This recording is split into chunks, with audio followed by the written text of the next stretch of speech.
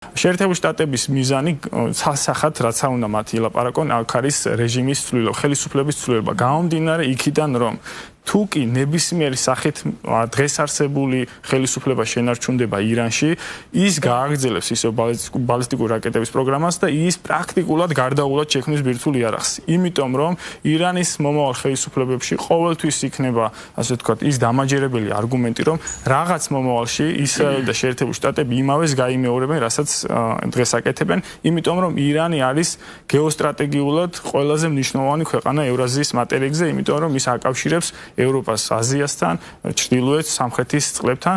ის არის უზარმაზარი რესურსების მქონე ქვეყანა, მისი გაზის მარაგები არის მეორე მსოფლიოში და ნავთობის მარაგებით ხუთეულში შედის და ის აკონტროლებს სპარსეთის ყურეს, ყველაზე ასე ვთქვათ, გეოსტრატეგიულ ადგილს მსოფლიოში. ამიტომ ირანთან სამომავლო დაპირისპირებაც იქნება გარდაუვალი. ამიტომ თუ შენარჩუნდა ეს ხელისუფლება და თუ მაგალითად დადასტურებული არ არის რომ ის აიათოლა დაირჩიეს მოჯდაბა ხამენეი, თუმცა თუ მას აირჩევენ, ეს არის გარკვეულწილად hardlinerებს, ანუ ხისტი მსოფლმხედველობის მქონე ადამიანები, ეს შეიძლება ვთქვათ, რომ რაღაც მომავალში ბირთვული ირანი არის გარდაუვალი. ამიტომ შეერთებული შტატები დგას დღეს რეალურად დილემის წინაშე.